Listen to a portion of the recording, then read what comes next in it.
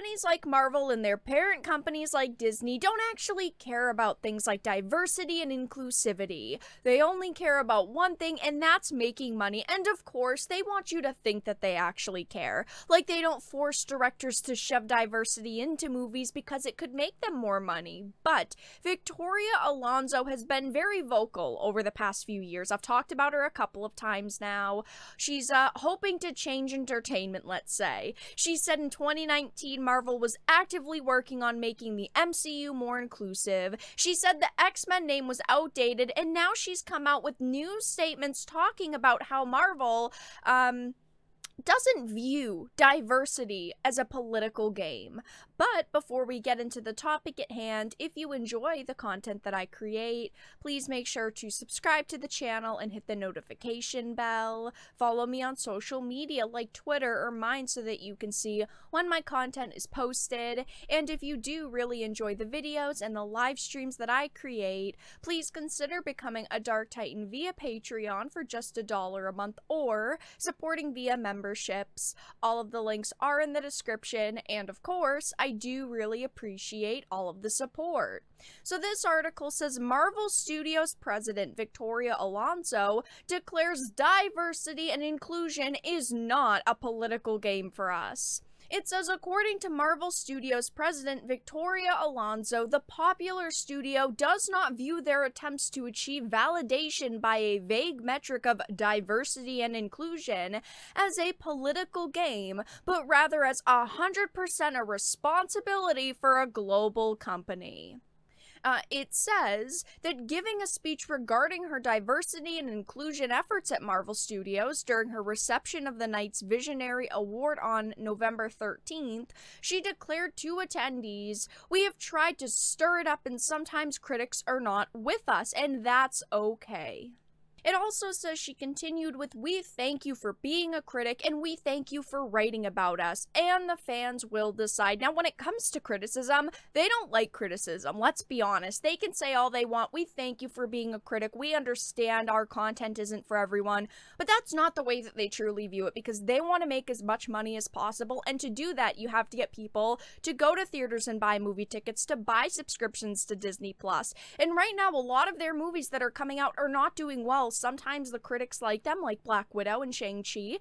Critics gave it a pretty good score.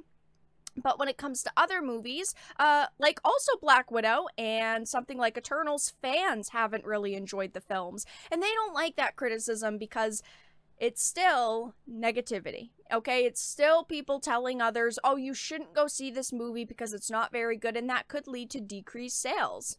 Their movies, again, haven't been doing as well as they were hoping. They've been underperforming over the past few months, and that's a problem for them. Now it says she further proclaimed diversity and inclusion is not a political game for us. It is 100% a responsibility because you don't get to have the global success that we have given the Walt Disney Company without the support of people around the world of every kind of human there is. Alonso added, an ironic statement considering the company's constant censorious pandering of LGBT plus content for foreign markets and their continued turning of a blind eye to China's human rights abuses against the Uyghur people.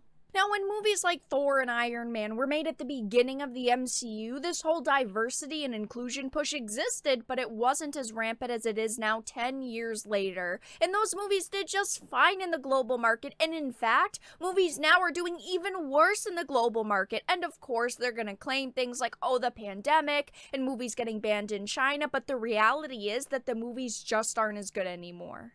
It continues by saying, committing herself to further diversity in Marvel storytelling, she then declared, I want to do it all. I want to make sure I get out there and I create as much change as time will allow. Now, just because one president or executive or director behind a company like Marvel wants to change the way that people see the MCU, doesn't mean the rest of them do. And for years now, people have been trying to point out that at the end of the day, companies only care about their bottom line. They truly do not care about diversity and inclusion, yet there's still people who think that companies want what's best for fans and consumers, which is complete and utter garbage. It's just not true.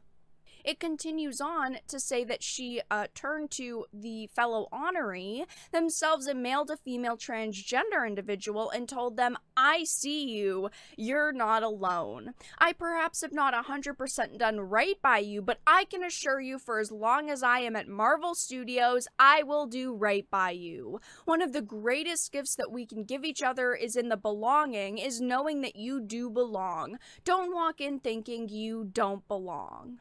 Now, of course, she's trying to run on this narrative that she really cares. She truly wants to make a difference in the entertainment industry. But this is an article I covered a couple of months ago. Marvel Studio EVP claims you are leaving money on the table by not representing. She talked about the fact that, oh, well, we represent different types of people in our films now because it makes more money, because it could reach more people and more people could go and see our films. At the end of the day, like I said, it's just about money. And I've been excited for what I've seen with Spider-Man. I can't wait for December, and I hope that that movie's gonna be good, but it's hard for me to give Disney my money, but I'm willing to support good content, and if this movie's gonna be what I hope it'll be, it will get my money, just like with Doctor Strange. I'm excited for that too, but if their responsibilities ruin the movies, I want to know first so I don't go. I still hope that Marvel comes out with good content, but when you have executive vice presidents coming forward and saying,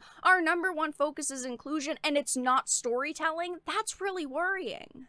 So I figured I'd read a small portion of this article from a couple of months ago. It says Marvel Studios EVP recently discussed the company's new focus on inclusion while promoting the upcoming animated series What If? Oh look, another series that didn't do as well as they were hoping. It says she appeared at the International Animation Film Festival to promote the show during a Women in Animation panel, where she revealed a new clip of Peggy Carter transforming into her super soldier form of Captain Britain. Not only did she promote the show, but she also discussed Marvel's focus on diversity and inclusion, and shockingly revealed Marvel's entire shift to diversity and representation is simply making more money. Of course, this doesn't come as a shock to a lot of people. I do think that things like diversity and representation are perfectly fine in movies, but they're simply doing it to make more money. It says, as reported by Deadline, she claimed diversity, inclusion, and gender parity all go hand in hand while showing the world as it is. There's about 6,000 characters in the Marvel library that we have access to, so if this goes right, we will be telling these stories for many generations to come. It says, in the importance of laying the ground for what's to come is in those stories, there's many different characters that you can actually voice.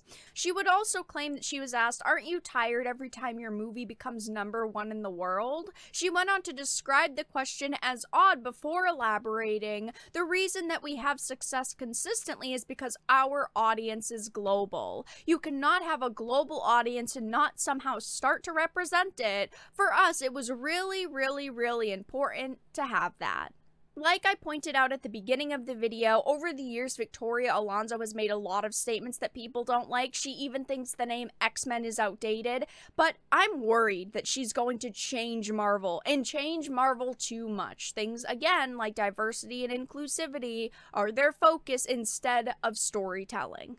I have absolutely no problems whatsoever with movies having all types of people in them and representing all sorts of cultures, but these companies don't actually care, and it's tiring to hear them constantly go, we do care. Why wouldn't we care? It's not a political game to us when it really is. But that's all that I really had to discuss in this video. Let everyone know your thoughts in the comments section down below. If you enjoyed it, please make sure to give it a like, share it, subscribe to the channel, and if you didn't, give it a dislike. I appreciate your support either way, but I will talk to you all again in the next video really soon.